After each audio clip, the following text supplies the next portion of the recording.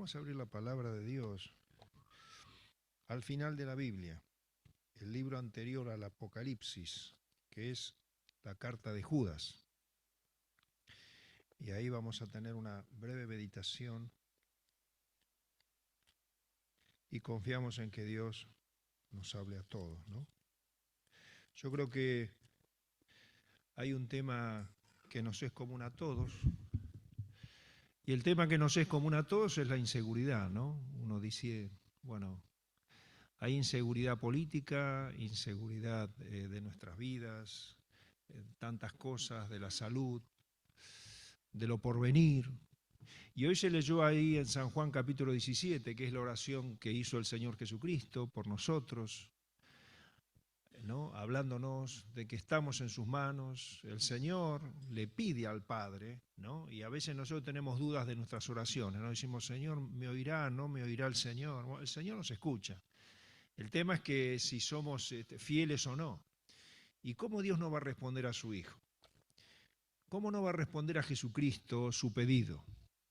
Él dijo en aquella oración maravillosa del capítulo 17 de Juan, probablemente cuando habían dejado el aposento alto, estando en la calle con sus discípulos, alzó las manos y oró. Y en esa oración magnífica, Él dice, Padre, no te pido que los quites del mundo, sino que los guardes del mal, sino que los guardes del mal. Y esa es la bendición que tenemos nosotros, hermanos. A pesar de que a veces dudemos de ese cuidado, es la respuesta del Padre a la oración de su Hijo, por nosotros, que nos guardes del mal. Dios nos va a guardar del mal, claro que sí.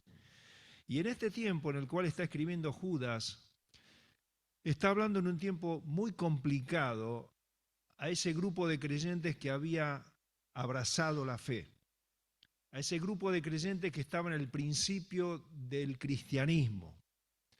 Había embates de todo tipo, había persecución y había falsas enseñanzas que querían ingresar a las iglesias, y en todo ese ámbito Judas, que no era Judas Iscariote, Judas Iscariote no era. ¿Quién era este Judas? Bueno, este Judas era el hermano de Jacobo, Jacobo del cual tenemos la carta a Santiago. Santiago significa San Jacobo, Santiago es Jacobo. Y ellos eran hermanos, Judas y Jacobo eran hermanos. ¿Y eran hermanos de quién más? Del Señor Jesucristo. Judas era hermano de Jesucristo, había sido hermano del Señor. Claro, en vida del Señor él no creyó, ¿no? En que él era el Mesías. Recuerdan, porque el Evangelio dice que ni aún su familia creía en él. Pero evidentemente este Judas, en ese momento, cuando el Señor murió, resucitó y ascendió a los cielos, allí fueron abiertos sus ojos y abrazó la fe de Jesucristo. Y ya no lo llama hermano a Jesús. ¿Cómo lo llama? Amo, Señor, pues dice siervo de Jesucristo. Y bueno, vamos a leer solamente los dos primeros versículos y después vamos a meditar del 20 al 25. Es una carta muy corta, pero que tiene mucha enseñanza en cuanto al cuidado de Dios para nosotros. Somos guardados por Dios. Dice Judas, siervo de Jesucristo y hermano de Jacobo, a los llamados santificados en Dios Padre y guardados en Jesucristo. Guardados en Jesucristo. Misericordia, paz y amor os sean multiplicadas. Qué maravilloso proyecto de Dios para tu vida y para la mía. La misericordia de Dios nunca falta en nuestra vida, ¿no es cierto? Se renuevan cada mañana. Dios proveyó una misericordia permanente para con nosotros. La misericordia es la ayuda al desamparado, al que no se puede ayudar por sí mismo. Y eso es lo que hace Dios con nosotros, cada día, cada día. Aún en la noche, cuando aún lo ignoramos, está su misericordia con nosotros. Y la paz que nos trae el confiar en que Dios nos cuida, a pesar de que a veces estamos inquietos, ¿no? Sí, a veces pasa así, ¿no? Pero dice, y el amor sea multiplicados. En ese tiempo donde se vive una profunda apostasía, ¿qué es la apostasía? La apostasía es el abandono de la fe. Es el dejar al Señor. Y a veces pasa en la vida cristiana. A veces porque se siguen enseñanzas que no son las que dice la palabra de Dios. Pero también a veces está la otra apostasía, ¿no? Cuando dejamos el camino del Señor. Cuando nos alejamos del Señor. Cuando una vez empezamos el camino de Dios, pero después las cosas de este mundo, los placeres, el trabajo, las ocupaciones, hacen que el hijo de Dios o la hija de Dios se aleje, sea un apóstata. Por supuesto, acá está hablando de aquellos apóstatas que habían dejado el Evangelio, que ya no predicaban la palabra de Dios como la habían recibido. Bueno, pero también podemos reflexionar nosotros en cuanto a alejarnos de Dios. Entonces dice, del 20 al 25, dice ahí Judas, cosas que tenemos que hacer, por lo menos 4, que dice acá que tenemos que hacer y vigilar en nuestra vida, para no apartarnos de la fe, para no apartarnos de la fe teológica y para no apartarnos también de la fe de confiar en el Señor, de llegar hasta la meta, de no quedar fuera del camino. 4 cosas que tenemos que hacer. Dice, pero vosotros amados, Judas 20:25, ahí lo tenemos, dice, pero vosotros amados, edificando sobre vuestra santísima fe. 1. Segundo, orando en el Espíritu Santo. Tercero, conservaos en el amor de Dios. Y cuarto, esperando la misericordia de nuestro Señor Jesucristo para vida eterna. Esperando la venida del Señor, esperando su aparición. 4 cosas que tenemos que guardar. Y entonces dice, el ministerio que tenemos nosotros. Algunos que dudan en cuanto a la palabra de Dios que entregamos, los tenemos que convencer. A otros salvad, arrebatándolos del fuego, de la perdición eterna. Y de otros tener misericordia, con temor, aborreciendo aún la ropa contaminada por su carne. Tener misericordia de ellos, no del pecado. O sea, por supuesto, del pecado no, pero sí de las personas que están en una situación de extrema perdición. Tenemos que tener misericordia de las personas que están en pecado, que están en extrema perdición. Por supuesto, no aprobar sus malas obras, ¿no? Dice acá, aborreciendo aún la ropa contaminada por su carne. Qué misterio, ¿no? Y después termina la doxología. La doxología de estos 2 últimos versículos. ¿Por qué se llama doxología? Porque la palabra doxología significa expresar majestad y gloria con nuestra boca, con nuestra alabanza. Y entonces Judas termina de esta manera. Expresa doxo, majestad, alabanza, gloria, mediante su palabra, mediante lo que escribe acá en estos 2 últimos textos. ¿Quién nos guarda? ¿Quién nos protege? ¿Quién te cuida? Bueno, acá dice, y aquel que es poderoso para guardarnos sin caída y presentaros sin mancha. ¿Cuánto nos cuesta, no? No mancharnos con el mundo y las cosas que nos rodean. Bueno, Dios es poderoso para eso, para presentarnos sin mancha, delante de su gloria, con gran alegría. Dios se goza de nosotros cuando estamos buscando la santidad. Hacemos alegrar su corazón. De hecho, dice la palabra de Dios que cuando un pecador se arrepiente, ¿qué hay en los cielos? Hay alegría. Cuando vos con tu pecado y yo con mi pecado nos humillamos y decimos, Señor, perdona, el corazón del Padre se alegra y el corazón del Hijo se alegra, porque quiere presentarnos en su presencia con alegría. Y entonces termina y dice, al único y sabio Dios, nuestro Salvador, sea gloria, sea majestad, imperio y potencia, ahora, por todos los siglos. Amén. Sí, seres tan frágiles como nosotros, somos guardados por un Dios tan grande. ¿Cómo no dar la alabanza, la gloria y el imperio? Somos parte de esa raza caída. Somos parte de esa humanidad que ha fracasado. Pero Dios nos ha tomado en sus manos, nos ha abrazado en Jesucristo y tiene un proyecto maravilloso, llevarnos sin caída, para presentarnos sin mancha delante de su gloria y para alabanza suya. Y uno dice, Señor, ¿cómo puedo alcanzar esto? ¿Cómo lo puedo alcanzar? Bueno, mediante las herramientas que Dios nos da. Por supuesto, en esta vida caemos, y sí, claro que sí. ¿Cuándo vamos a estar perfectos, sin mancha, delante de Dios? Cuando estemos con el Señor, claro que sí. Pero acá dice 4 cosas que tenemos que guardar para ser guardados por Dios en esta vida. Primero dice, edificados sobre vuestra santísima fe. Sobre vuestra santísima fe. La gente tiene fe y tiene fe. ¿Sí? ¿En qué? Y en un político, ¿no es cierto? La gente tiene fe y sí. ¿En qué? En un buen depósito, ¿no? Cuando tenemos un buen depósito, cuando quizás podés tener alguna otra moneda, porque hoy nuestra moneda lamentablemente no tiene mucho valor y tantas cosas. La gente pone fe en esas cosas, cuando no en el juego y cuando no en sus capacidades personales. Pero ¿qué fe tenemos nosotros? Una fe puesta en el Dios poderoso. Por eso dice Judas, edificándonos en nuestra santísima fe. Y dice Pedro en otra oportunidad, nosotros tenemos una fe igualmente preciosa, cada uno de nosotros. Una fe que hemos heredado por gracia cuando fuimos a los pies de la cruz. Cuando vos entendiste y tus ojos fueron abiertos y viste que Cristo estaba muriendo en tu lugar. Nosotros pensamos que eso es muy fácil. Y mire, si eso fuera muy fácil, este lugar estaría repleto de gente. ¿No le parece? ¿Es fácil tener esa fe preciosa? No es fácil. Por eso, dice Judas, tenemos una fe preciosa que nos ha alcanzado para salvación. Ahora, ¿qué tenemos que hacer con esa fe que hemos recibido? Bueno, dice Efesios capítulo 2, versículo 20.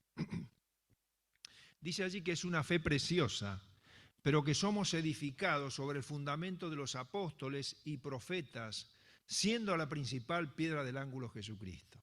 Usted y yo tenemos la responsabilidad para ser guardados, para ser protegidos por Dios, de edificarnos en la Escritura, en la palabra de Dios, que hemos heredado, ¿no? Dice Pablo allí, de los profetas y de los apóstoles. Judas no era apóstol, pero la enseñanza que nosotros hemos recibido, el fundamento de nuestra enseñanza, la han dado los apóstoles. Ellos que habían recibido la revelación y la compartían al grupo de cristianos. Y entonces le dicen, miren hermanos, crezcan en este conocimiento de Dios. No descuiden las Escrituras. En otro lugar dice Pedro, desead como niños recién nacidos la leche espiritual no adulterada. ¿Cuántas madres? ¿A cuántas madres en los primeros días de sus hijos tuvieron que decirle, dale de comer a tu hijo? ¿Quién les avisaba? El nene, ¿no es cierto? El bebé. El bebé siempre les hacía enterar que tenía hambre, ¿sí o no? Claro que sí. ¿Cada cuántas horas daban de comer al bebé? Cada 3 horas, ¿no? Algunos más, etc. ¿Había necesidad? No. Él se hacía entender, el bebé se hacía entender, necesitaba alimentarse. Eso natural que Dios puso en nosotros, eso natural que traemos desde que nacemos, no se aplica para la palabra de Dios. No se aplica. Naturalmente no deseamos la leche espiritual, no adulterada. Por eso dice Pedro, desead, esforzate, sentate con la Escritura, poné de tu parte. Siempre vas a desear primero poner ¿qué? La novela, la noticia, el televisor, la distracción. Es así, naturalmente somos así. Pero tenemos que ser edificados, hermanos, en la palabra de Dios. Tenemos que tener nuestro culto familiar, estar allí leyendo la Escritura, desead como niños recién nacidos la leche espiritual. ¿Para qué? Para que crezcáis para salvación. Es una de las tantas cosas que tenemos que tener en cuenta, de las 4 que dice acá. Edificándonos sobre nuestra santísima fe. Pero no solamente es una fe que se edifica teológicamente también. Dice allí, 2 Timoteo 3:14, dice, persiste tú en lo que has aprendido. Hemos aprendido de nuestros mayores, gracias a Dios, nos han edificado con la palabra y con su ejemplo, ¿no? Pero te persuadiste. Es la persuasión. Mucho pueblo de Dios no está persuadido de lo que hace. Y ahí entonces se infiltran las distintas doctrinas que hacen que la gente se disperse y diga, che, pero ¿por qué no está bien que hagamos esto? ¿Por qué no está bien? ¿Por qué no lo hacemos de esta manera? ¿Qué ocurre? No hemos sido persuadidos. Nos tenemos que persuadir nosotros. Gracias a Dios por la herencia que hemos recibido, claro que sí. Pero las verdades hay que revisarlas. Hay que revisarlas sin temor. Y si hay que cambiar algo, bueno, sino persuadidos. No solamente hacemos las cosas porque las hemos heredado, porque las hemos aprendido, sino como dice Pablo a Timoteo, y te persuadiste, sabiendo de quién has aprendido. ¿De quién había aprendido Timoteo? ¿De Pablo? ¿Un apóstol? Sí, Pablo me enseñó.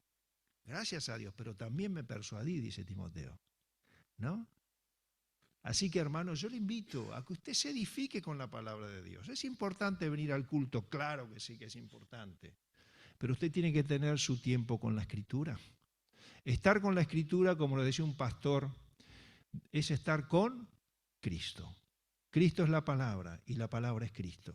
Cuando estamos con la Escritura, estamos con Cristo. Y entonces estamos siendo sobreedificados. Pero no solamente la fe debe ser sobreedificada con la Escritura, sino también con la prueba. Con la prueba. Y eso ya no nos gusta tanto, ¿no es cierto? No nos gusta tanto. Dice 1 Pedro capítulo 1, versículos 6 al 7, que nuestra fe, en el cual vosotros os alegráis en Cristo, aunque ahora por un poco de tiempo sí es necesario. ¿Es necesario la prueba? Es necesaria. Y es necesario. Nosotros no la queremos. La enfermedad no nos gusta. La falta de trabajo no nos gusta. La falta de dinero no nos gusta. ¿Nos gusta?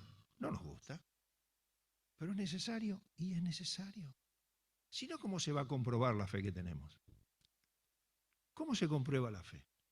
Cuando está la dificultad, cuando está la necesidad. Y entonces dice Pedro, aquellos hermanos que estaban siendo perseguidos, si es necesario, a veces, bueno, Dios permite un tiempo de bonanza en la vida, pero la prueba va a venir, sí. Que seáis afligidos en diversas pruebas, dice, para que sometida a prueba vuestra fe, mucha más precioso que el oro para Dios. El oro es muy precioso para muchos de nosotros, ¿no? Para los gobiernos terrenales, el oro, y sí, los depósitos tienen que ser en oro, ¿no? Alguno dice, ¿es importante? Sí, pero para Dios es más importante la fe. La fe. Porque cuando no hay, ¿qué te sostiene? La fe. Dice Santiago allí, ¿no ha elegido Dios a los pobres de este mundo para que sean ricos en fe? Y sí, la riqueza de la fe viene con el problema y el conflicto. Aquellos que tienen auto dicen, choqué el auto. Choqué el auto. ¿Cómo hago para arreglarlo? Bueno, Dios te va a proveer. ¿No? ¿Qué problema, no? A veces. Bueno, hermano, Dios va a proveer. Tengo un problema en la casa y las situaciones vienen, se agolpan. Tengo que pagar la factura de tal cosa y bueno, Dios va a proveer. Claro que sí. Para que seamos ricos en fe. ¿Nos gusta? Si es necesario. Sí. La prueba de la fe. Después la otra que nos dice acá, edificándonos sobre nuestra santísima fe y orando en el Espíritu. Orando en el Espíritu. ¿Cuánto tiempo dedicas a la oración, hermano y hermana? ¿Cuánto tiempo? Seamos sinceros. Nuestras reuniones de oración, bueno, son asistidas, pero quisiéramos que sean más asistidas. La reunión de oración a veces flaquea. Y ese es el lugar que le das a la oración. Hay que orar, hermano. Ore en casa. Tenga su lugar privado de oración. Busque el tiempo. No va a venir fácil. Hay que buscar el tiempo. El Señor se retiraba a lugares apartados. A veces lo buscaban, decían, ¿dónde está? Y salían a buscarlo porque no sabían dónde estaba y lo encontraban de rodillas. Hay que orar. Hay que orar. Menos tiempo para otras cosas, sí, pero hay que orar. Y orar no en mí, sino orar en el Espíritu. Cuando nosotros decimos orando en el Espíritu, estamos diciendo orando en la voluntad de Dios. Diciendo, Señor, si es posible, pase de mí esta copa, dijo el Señor, pero no sea como yo, sino como tú. Eso es orar en el Espíritu. Eso es decirle, bueno, Señor, yo quiero esto, Pero si no se puede dar esto, convénceme a mí mismo de que lo mejor es lo que vos tenés. Porque el Señor nos dio el Espíritu Santo, que es aquello que nos ayuda en nuestra necesidad, en nuestra debilidad. ¿Cuál es nuestra debilidad? Pedir lo que a mí me conviene según lo que Dios tiene preparado. Esa es mi debilidad, siempre es mi debilidad. Y el Señor te ayuda con el Espíritu Santo. La debilidad nuestra es pedir como conviene. Y el Señor Jesucristo proveyó el Espíritu Santo, que nos convence a nosotros de la voluntad de Dios y que transmite a Dios con gemidos indecibles el sentir de nuestro corazón. ¿No te pasó que a veces estás en una crisis con tu familia, con tus hijos, en el trabajo, cosas que Dios conoce aún en tu matrimonio, y vos te arrodillás en tu cama o te arrodillás en el lugar y decís, Señor, no me salen las palabras, no sé cómo expresarlo? Bueno, ¿qué hace el Espíritu Santo? Expresa con gemidos indecibles a Dios esa necesidad del corazón. Eso hace Dios. Y nos convence a nosotros de que es lo mejor.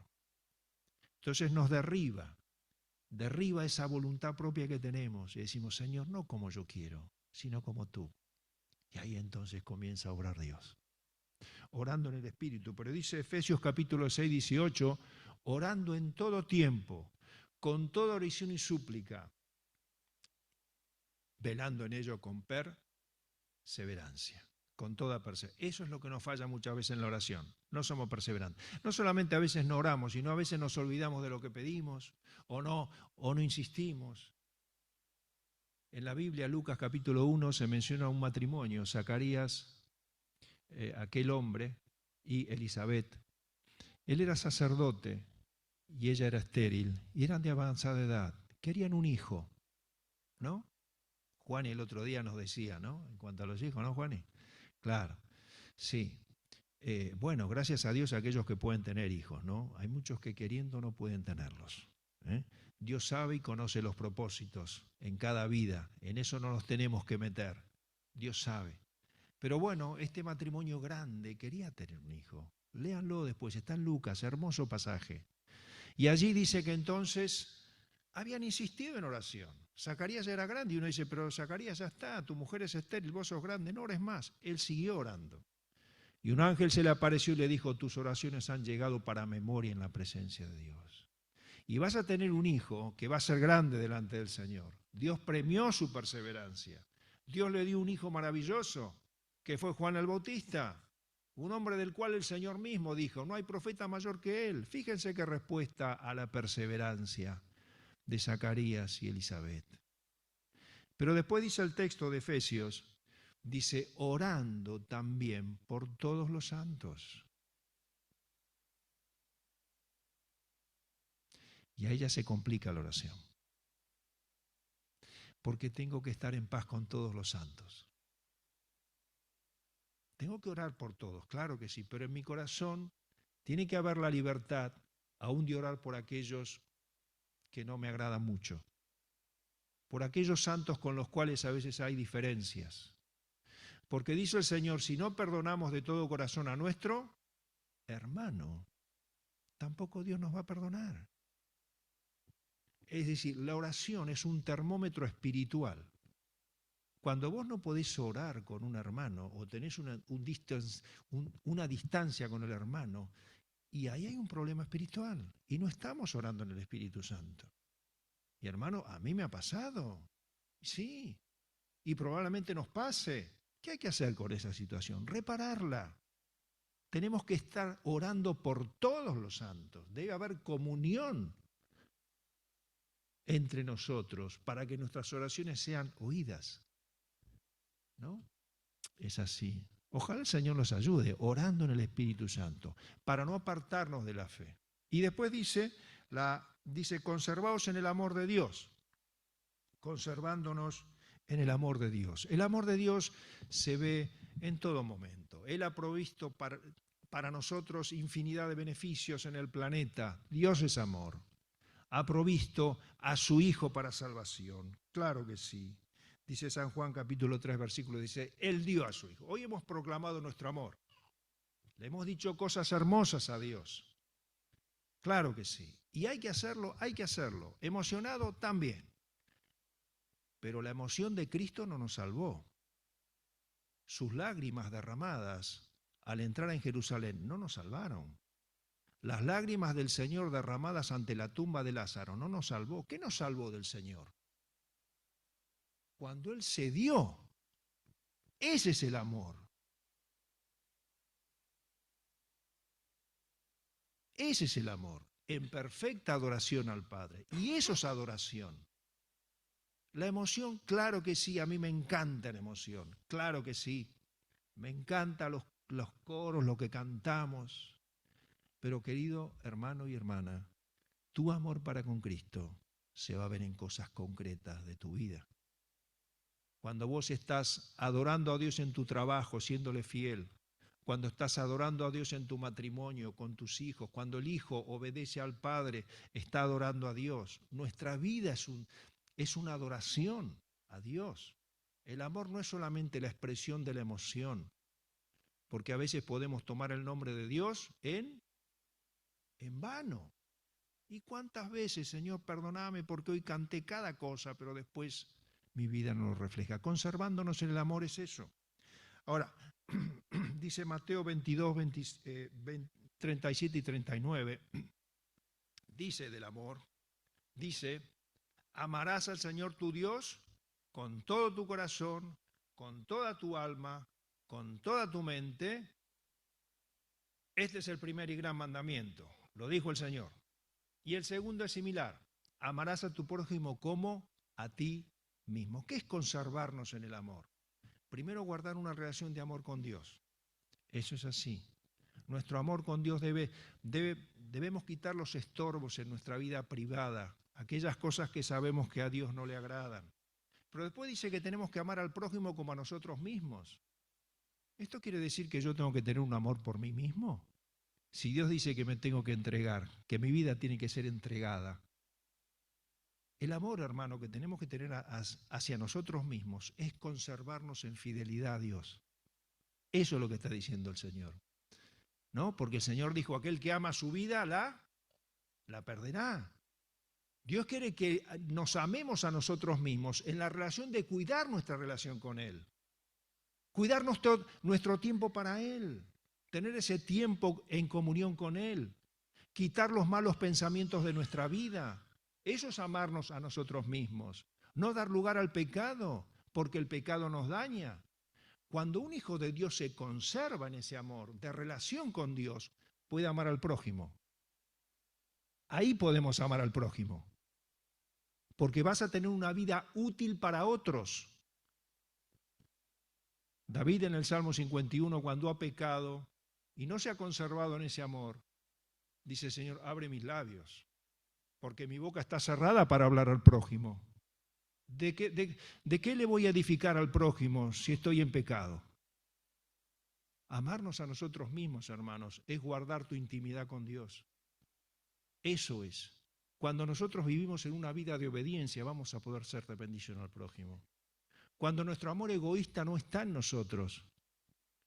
Cuando dejamos de buscar la popularidad personal y decimos, Señor, soy un siervo, nada más. Como decía Juan el Bautista, soy la voz de uno que anuncia, nada más.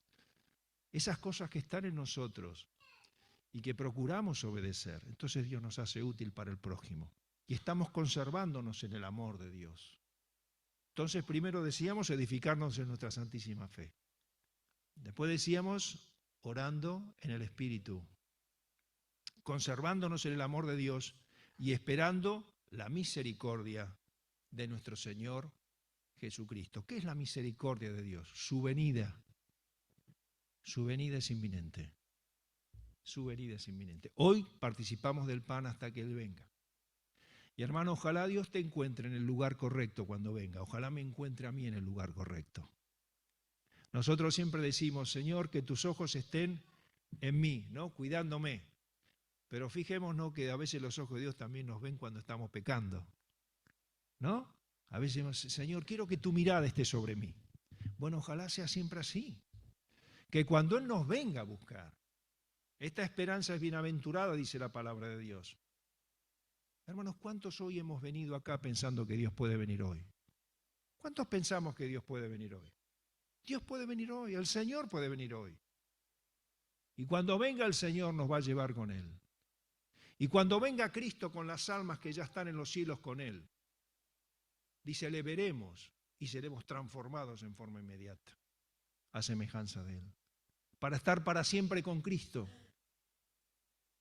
Por eso, que el Señor nos ayude, para que estas 4 cosas estén con nosotros. Entonces después termina Judas y dice, y aquel que es poderoso para guardarnos sin caída y presentarnos delante de su gloria con gran alegría, al único y sabio Dios, sea majestad, imperio y potencia por todos los siglos. Amén. ¿Nos ponemos de pie?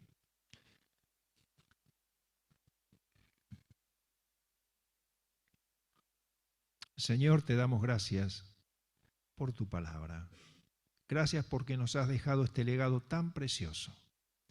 Y Señor, pedimos perdón porque tantas veces no la escudriñamos como tú quieres.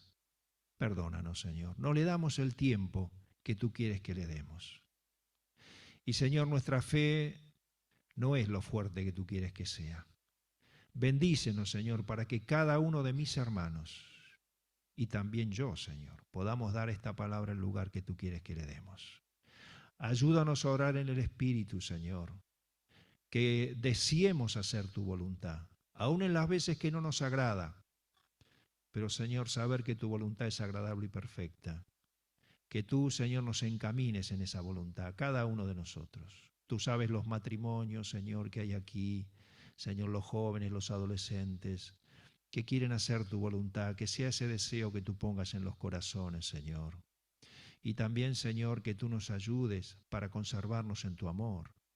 Que realmente, Señor, podamos identificar en nosotros aquellas cosas que no te agradan. Danos el poder, Señor, para dejarlas definitivamente. Señor, queremos ser útiles en tus manos, útiles antes que tú vengas.